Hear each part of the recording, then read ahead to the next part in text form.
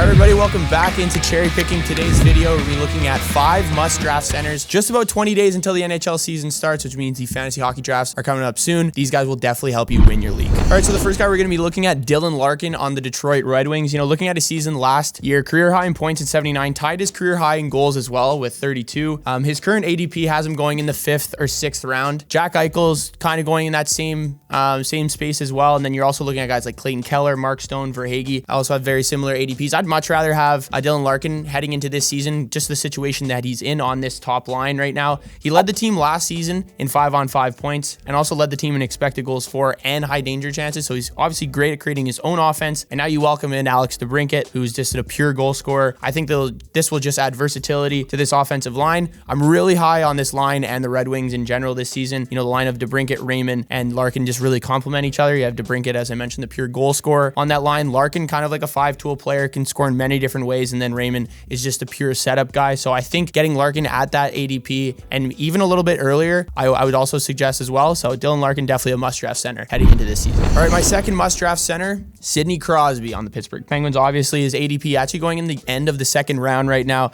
I think you could definitely be taking him a little bit earlier. Looking at his season last year, played his first 82-game season since the 2017-2018 season. Having him going around in the second round, you have guys like Alex Ovechkin going around him. I'd much rather have Crosby than Alex Ovechkin, just the situation of these two teams currently. You have William Nylander, Rupe Hintz, also Zibanejad. Maybe excluding Rupe Hintz, I think I'd rather have Crosby apart from all those other guys. Elias Peterson's also going before him in drafts. I'd rather have Crosby there as well. You know, you have Elias Peterson, a guy who is probably, I would think, wants to get out of Vancouver, so he's a very, very moody person on that team. If he's not playing very well, you can kind of attribute it to that. This team is going to score so many goals, the Penguins, this season. Sure, they got Erik Karlsson, who's a defenseman, but he ain't a D-man. He's a winger that plays behind the blue line more often than not, but he's great at rushing the puck. I think this will just help the offensive production on this team. And you're looking at that first power play as well with Crosby, Letang, Malkin, and Karlsson, and then also Rickard Rakell, and then also Jake Gensel when he comes back from injury in about a month or so. But Crosby had 27 power play points last year. I think we could see him have 35 plus, this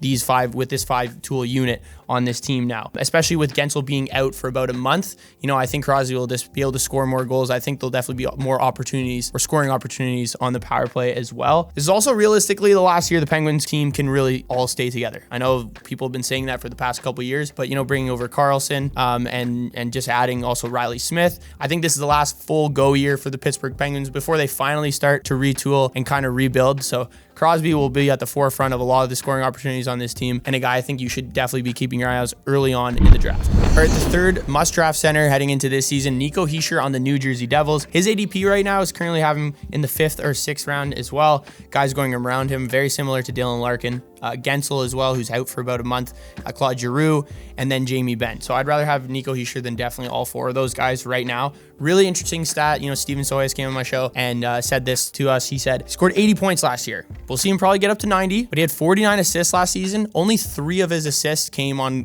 goals he only assisted on 3 of Jack Hughes' 43 goals last year. So a lot of people were like, oh, he rode on the coattails of Jack Hughes, especially on the power play. Wasn't necessarily the case at all. So he had 80 points pretty much all by himself, and the stats kind of show that too. He led the team in high danger chances for on the season with 160 and was second in expected goals, only behind Hughes. And if you look at his stats amongst centers as well, he was 6th in expected goals for. So he's really creating his own offense and also just finding different ways and finding different players to score as well on this New Jersey team. And they've added Tyler Toffoli. This offensive depth on New Jersey is probably the best in the Metropolitan, could be the best in the Eastern Conference as well. You know, he'll be playing on that top line with Dawson Mercer and Timo Meier. I think there's still some potential to untap here with Nico Hischier, and I think this Devils team will be scoring a ton. Hischier will be at the forefront of all of that. So 5th or 6th round, to be honest, is honestly a steal for Nico Hischier. He could act as maybe a top center on your fantasy hockey team too. All right, so now looking at guys that are going much later in drafts, but I definitely think are still must-draft centers. Josh Norris is the first one that comes to mind for me on the Ottawa Senators. Obviously, his injury is the biggest concern here. He only played 8 games last year. He's missed 90 games over the last 2 seasons. But before he got hurt last year, you look at his season before that, he led this team in goals with 35, where he played just 66 games and he had 65 points as well. But now, you know, he says his shoulder feels really good. He's really taking the time to get proper surgery, rehab his shoulder as well. He said he turned the corner about a month ago in an interview recently, and he's been on the ice a ton, playing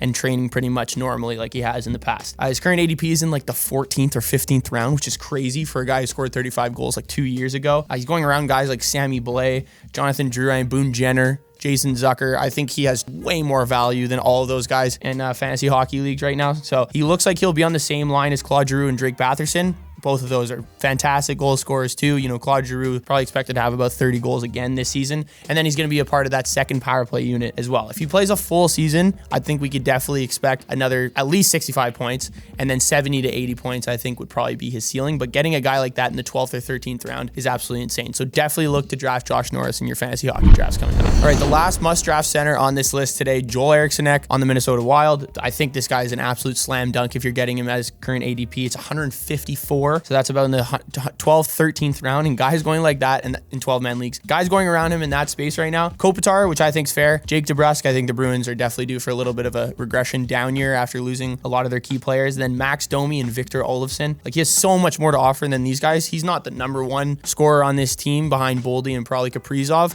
but he still plays in every facet of the game for this Minnesota Wild team. Among centers last year too, he finished 8th in expected goals for, 3rd in high danger chances for. So he's creating his own offense along with creating offense for other players on this Minnesota team. Sure, he only had 61 points, which was his career high at the time, but his shooting percentage was 9. That's really low for a guy playing as much as he is. And he's a guy with over 250 shots last year, which also ranked in the top 20 among centers. I think we'll see his shooting percentage probably jump to about 11-12%. I think that's a very realistic jump, which will just skyrocket his goals from 23, hopefully up to 30 plus. And then also the big bonus for him in bangers leagues too. There's not too many guys that you can have as a top 10, top 15 center in fantasy hockey who's getting 120 hits and 60 blocks as well. Like Leon Draisaitl, Connor McDavid, and some of these other stars aren't going to be blocking 60 plus shots. Well, Eriksson-Ek probably will because he plays on the second penalty kill unit. He's on the ice all the time. So any other 80 plus point getter who's getting 120 hits and 60 blocks, obviously very rare, almost like a unicorn in fantasy hockey. I think Eriksson-Ek could be that guy this year for your fantasy hockey team. So I would take him much earlier than the 12th or 13th round just